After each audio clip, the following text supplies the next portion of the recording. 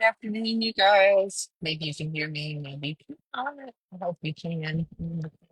Put my earbuds in, so hopefully it will drown out all of the extra noise that the car makes. I think that constant flap, flap, flap, flap, flap, and hum when you're in the car, almost like it lulls you to sleep, right? You have that little constant sound. It can be meditative or not meditative. Today is Sunday. It's probably the last Sunday in July. We're still doing a mindset movements. I try to join you at 2 o'clock. Let's do at 2 o'clock so you get a chance to reset yourself, get a chance to quiet the mind and quiet the brain. I always look to share with you what I have um, discovered in my yoga class in the morning. I always do a yin restorative yoga class on Sunday. I do one over Zoom if you ever want to join.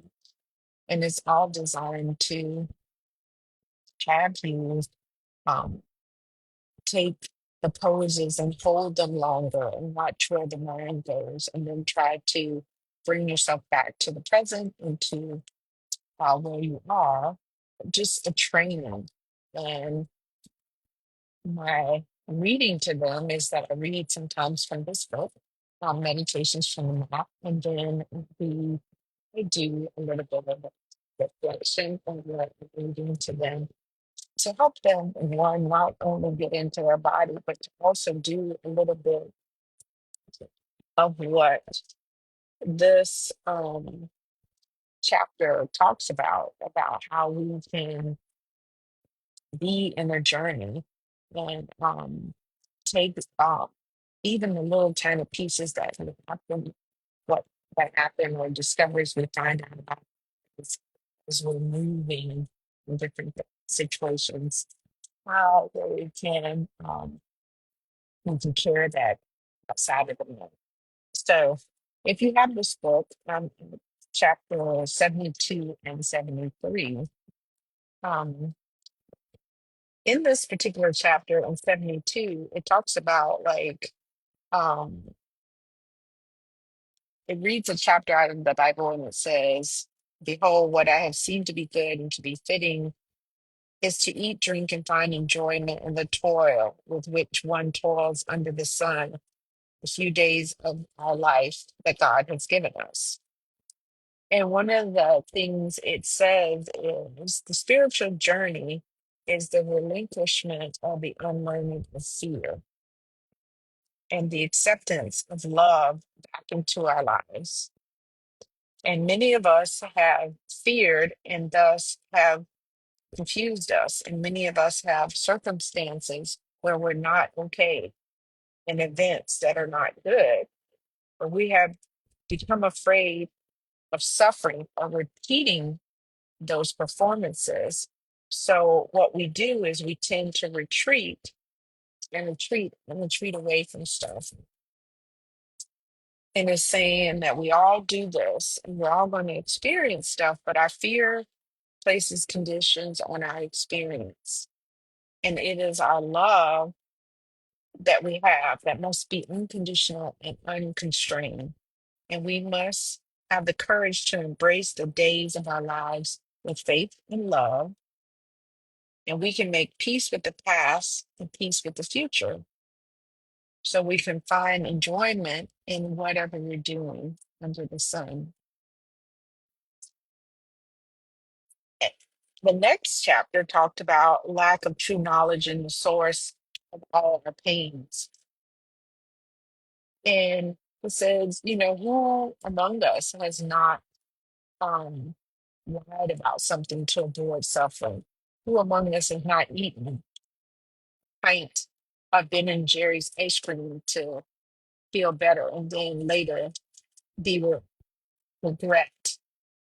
And who among us has not spent months or years believing something will make our lives better, and when that thing finally happens, we're still there? And this is that there's no end to it. But in truth, it is a very old plan and it encompasses the old plan that has never worked. That you don't need to embrace a plan to gain from it.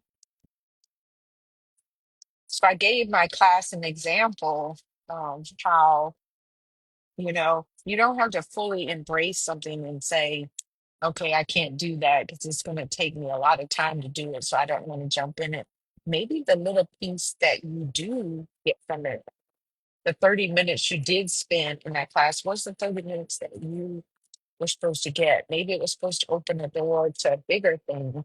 And sometimes we also ignore stuff because we don't want to learn about something new, and how sometimes the lack of true knowledge um, is the problem and is the cause of suffering. I also gave them an example of how when I first started teaching yoga, I'd have people who had a problem with me putting my hands together and putting my hands to my heart and saying namaste at the end, right? And that they felt like they were entering into some type of religious or some type of prayer like thing. And I said, no, that is not the intention of it. And some people would embrace it and some people, wouldn't. And I would say, if you want to, you could do it. Well, last week, my yoga class that I teach at Holbrook, one of the students asked me, "You bring your hands to your heart and you say namaste. What does that mean? Why are you doing that?" Right? So she was seeking out knowledge about what it was in order to learn and like broaden things. And I said to the class, the abridged interpretation of it is that the light in me bows to the light in you, right? So it's like a energetic, nonverbal way of meeting you where you are and you meeting me where I am. Like we're bowing in respect to each other.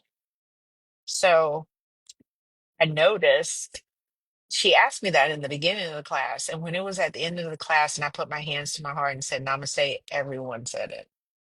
So it was like this thing of the lack of true knowledge is the problem.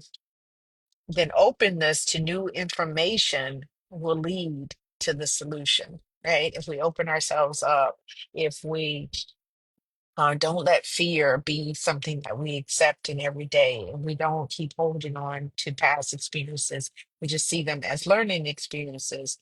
And all we need is a willingness to make a new beginning. And that's how we turn what we feel into action and into a practice, right?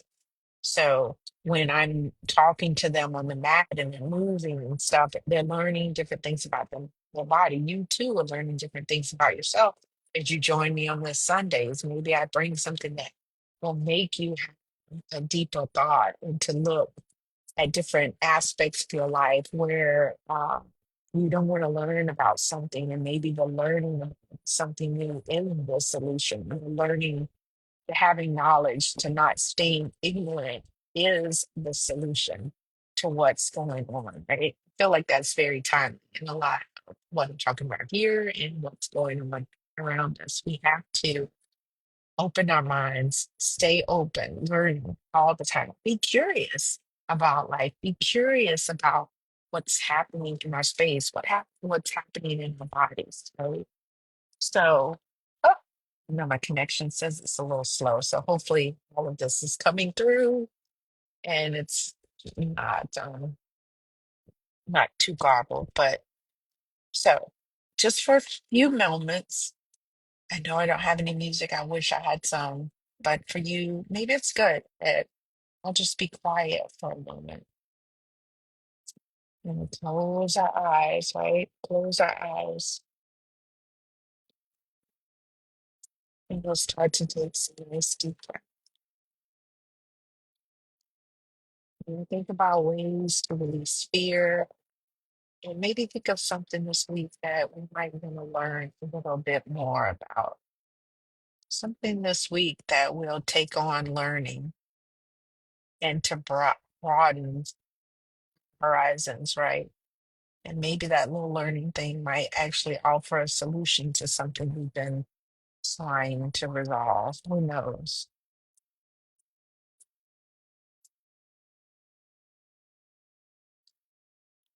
one more deep breath.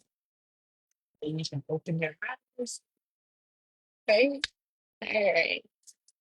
Well, I am in the car making a little drive, and I appreciate you coming to join me. I'm going to try. I said the last time I'm going to try to make sure I move all of my lives over to my YouTube page because Facebook is constantly saying they're not going to keep them past 30 days. So there are some past ones I need to move over. So if ever you need them, you can always go back and look at the lives. I try to um, date them and also put a little saying so you can remember what each one was about. So if you go back and look at it, you'll know. So I hope this Sunday if you're in traveling somewhere that you travel safe. I hope this Sunday if you're looking for a place of peace and quiet, you can find that. Get a good book. Remember what I said, learn something new this week, take on something, gain some knowledge, right? Expand yourself, expand your mind. So I'll see you guys next time.